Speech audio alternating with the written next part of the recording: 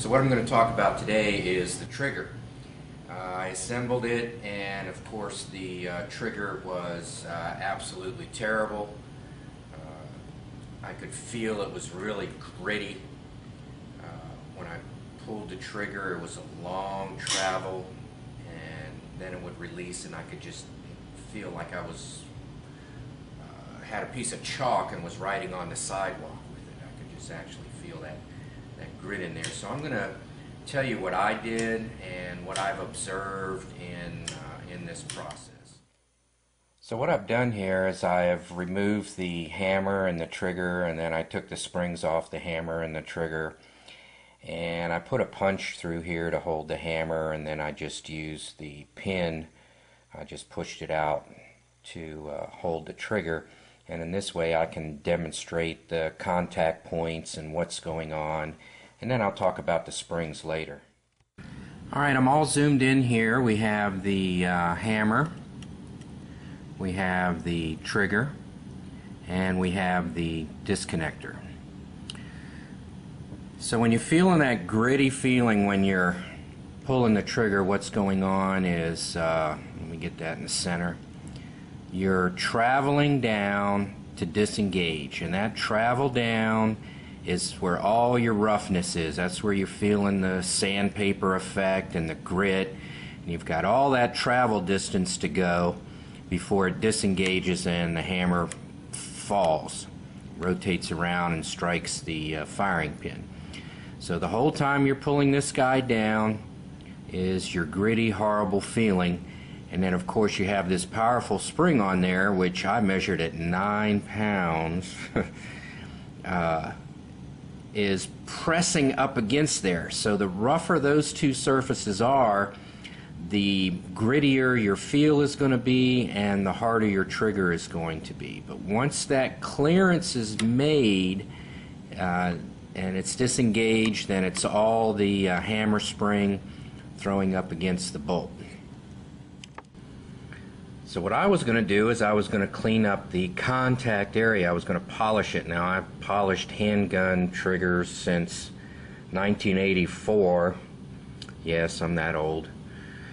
And so I thought, well, I'd give this a go too. I was going to polish it up, which meant I was going to take off all the high spots. And you can see the contact point on this side, and you'll notice that this side is angled, and I was going to clean up this area here too, and you can see that shine where the contact point is. Now I'm only going to polish this. I'm not going to remove material. Actually, polishing is removing material, but the point is to clean it up and make it smooth as opposed to machining it down. So what I chose to do was I just took one of my Japanese whetstones. This is a 1200. You could use Arkansas hard or medium. You could even use file if you wanted to. That would be reasonable. I'd hold that on the table and work the part. Now the idea is just to remove all the high spots and polish it. So you just polish it up, get it all nice and smooth, get all those ridges out from the cutting operation. And so I still wanted to keep that sharp edge on there. Well, it's not a 90. It might even be a 60. I haven't measured it. I have no idea. But I wanted to keep that edge on there. I didn't want to round it just yet. I just wanted to do one thing at a time to see how it works on the range, to see if I like it. Now for the other angle, if you have knife sharpening experiences, it's, just find the edge and then just work the edge. And as you know, working by hand is a lot better than by a machine. I wouldn't use a Dremel or anything like that. I'm going to have to take some still shots and incorporate them into this video, but the hammer is a different beast altogether. What's going on here is there's not enough clearance for you to get a whetstone in there. It's just too large to be effective on the edge that you want to bring down, smooth up, polish, that is.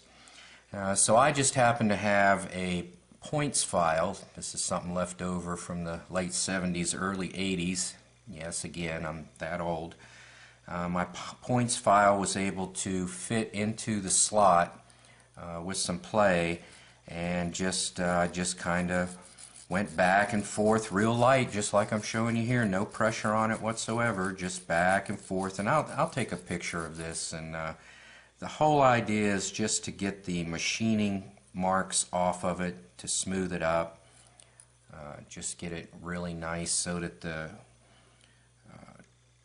trigger, when it rides on that metal to metal surface, it's really smooth, and the interface is not gritty.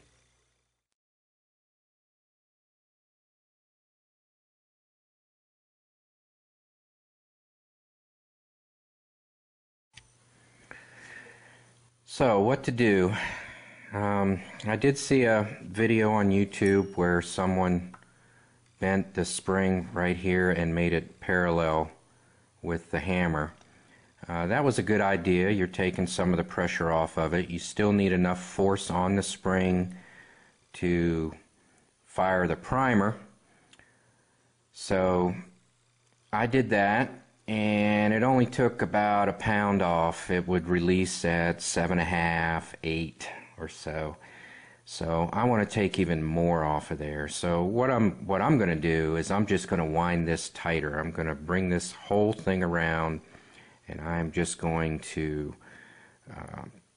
put this in a vise, and I have a spring winding tool. It's just really nothing more than like a punch, and you're just wrapping around it. And so I'm going to bring this guy down a little bit more, and probably bring it around to just above the trigger engagement, and I'll see how that goes. I'll need to do a range test to find out if that works, and I'll put that video on to let you know my mods, because I might go back to a stock spring. I definitely don't see myself with $200 on a trigger anytime soon. Alright, I have my trigger gauge all set up. The tape is at the 9-pound mark, such that this is 9 pounds right here. It's where it was tripping at before. Sometimes it tripped at 8, sometimes at 9. Zoom in here a little bit for you, and let's see where we're at.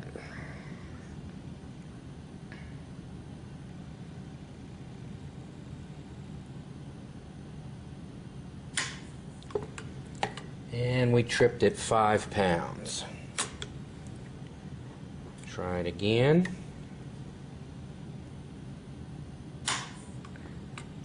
And we tripped at 4.5. So now I've reduced it to 4.5, 5 pounds. That's good. I didn't want to go under 4 pounds. I didn't want to approach 3, because I'd like enough force onto the trigger itself, the hammer, to strike the firing pin and ignite the primer.